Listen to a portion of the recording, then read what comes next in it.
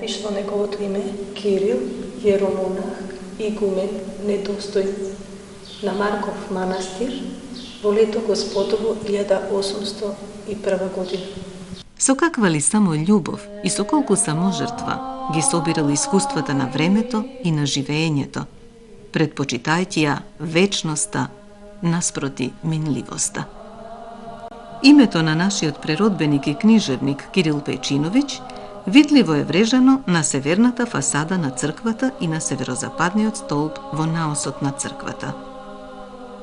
Основата на оваа црква покажува форма на впишан крст во правоаголно пространство, а куполата се издига над централниот дел, носена од 4 камени столбови, на кој што е представен Христос Седржителот, Пантократор, со небесната војска.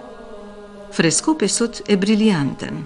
Овде се е како на филмско платно, па сцените од животот на Пресвета Богородица, чудата и страдањата на Христос, големите Господови празници и повеќе поединечни фигури на светители, ангели, пророци, испосници и воини, како и фрагменти од животот на Свети Никола, се редат во низа и го оставаат човека со подотворена уста, колку маестрално се сликало во тој далечен 14 век.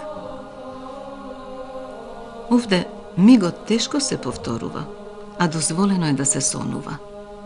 Ние, како вистински сонувачи, со поглед упатен кон вистинската културно-уметничка ризница, каде што духот на возвишеност и безвременост го обзема секој посетител, имаме желба да го запреме времето преку објективот на нашата камера.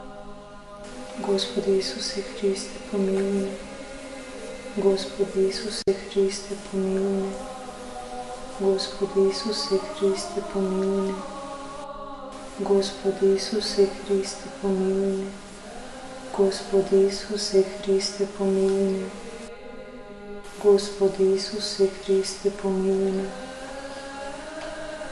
Господи Исусе Христе, помилуј ме.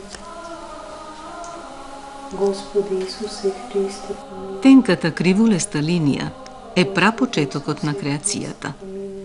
Таа е првиот детски плач што одекнува меѓу ѕидовите на црквата, што ја пренесува пораката за почнувањето нов живот. Се возобнови црковниот живот, како и византискиот иконопис и фрескопис. Новите генерации македонски зографи го оживуваат вечниот говор на Господа и се обидуваат да ги донесат умешноста и мајсторството на тајфите генерации пред нив. Не се еден, макар и е фрчковски, Дичо Зограф, Гарката, Папрадишки, Личеноски. Сите оние што со своите фрески и икони, уметнички непроценливо и животно влюбено, ги покажуваат својата вера и љубовта кон Бога и кон сопствениот народ. Топол здив се лепи за платното и остава трага. Потоа доаѓа она најважното во фрескосликарството – бојата. Се нанесува внимателно, нијанса по нијанса, за на крајот да се добие восхитувачка хармонија на светоста и на едноставноста на ликовите, длабоко всадени во корените на народот.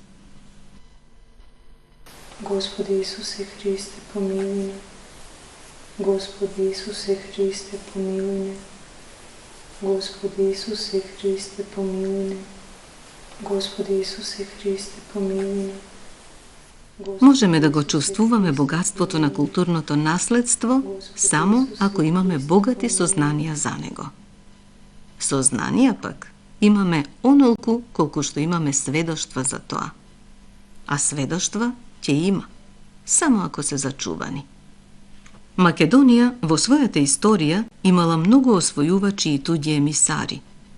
Тие, меѓу другото, се посветиле на уништувањето и на ограбувањето на се што било вредно на нејзината територија. Вредните дела на иконописците, создавани во времето на ненадминатите Микеланџело и Да Винчи, Ограбувачите ги носеле во своите земји или ги продавале, далеко од очите на јавноста или на македонската наука. Најубавите икони и археолошки предмети денес се наоѓаат во туѓи музејски збирки. Во музејот на манастирот се изложени дел од илјадниците предмети сочувани од богатата историја на Марковиот манастир.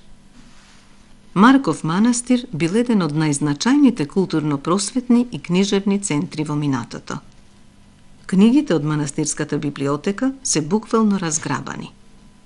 Непроценливи ракописи и книги, изработени со исклучителна орнаментика и илуминации. Сето она што е изнесено од Македонија не може да се мери со бројки, како израз на вредноста во пари.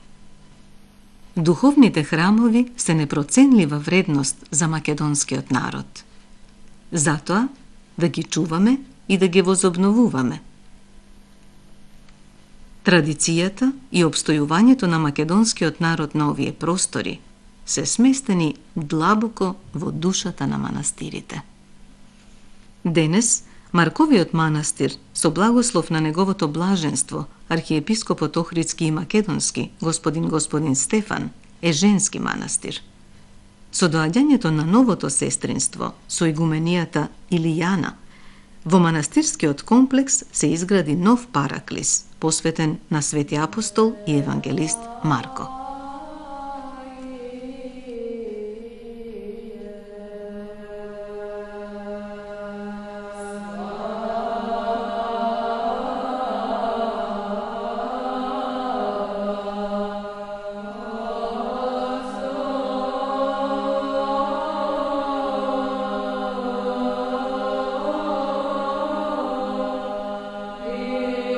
Некои од послужанијата кои ги извршуваат сестрите во манастирот, освен сликање икони и фрески, се и плетење бројници и крстови, како и многу други активности.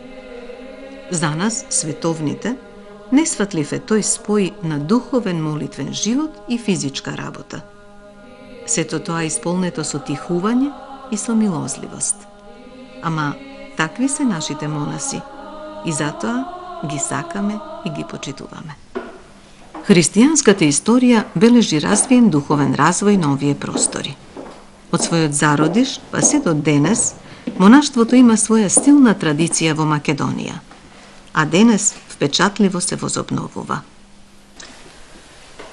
Манастирскиот комплекс изобилува со доста објекти, меѓу кои овие две манастирски трпезари. Манастирските трпезари се изградени во 14 век и биле фрескописани како од натрешноста, така и од надворешноста, за што сведочат денешните остатоци кои што ги имаме во голем број. Денеска манастирските трпезари се украсени со наши нови фрескописци, тоа се деца, средношколци, кои што несебично се потрудија и не оставија еден нов белег, копии од постарите византијски икони кои што денес може да се видат урамени и закачени во нашите трапезари. Тоа се децата од средношколското училиште Лазар Личеновски во Скопје. Привилегија да се живее во манастир во кој што живееле големи духовници и светители кои што се подвизувале, кои што се молеле за сите нас. По нивните молитви сме и денес ние овде. Ова трапезарија, како порано, така и денес ја игра истата улога. Се користи не само за денот, за храмовиот празник, 8 ноември, кога се слави светиот великомаченик Димитри, значи кога доаѓа многу народ. Се користи и за веронаука, за слово спасително, кое што голем број на верници доаѓаат да го слушат од свештеникот кој што е назначен да свештено служи овде. Веронаука се одржува секоја недела после божествената литургија и се отварат многу прашања, многу дилеми кои што ги имаат младите за да можат правилно да зачекорат и да ја сведочат својата вера на дело. А вие, драги мои, Не дозволувајте да ви раскажуваат, туку појдете и сами уверете се. Ние бевме удостоени да ја видиме Божијата милост, да пиеме од врутокот на вековната духовност на Марковиот манастир. На заминување ќе ви пролета мислата. Колку е убав овој храм, полн со духовна чистота, духовна екологија. Исто така ќе почувствувате дека кратко сте престојувале во него, дека малку сте виделе. Може би е така, поради желбата пак да дојдете. А може би сакате овој миг да ја допре вечноста.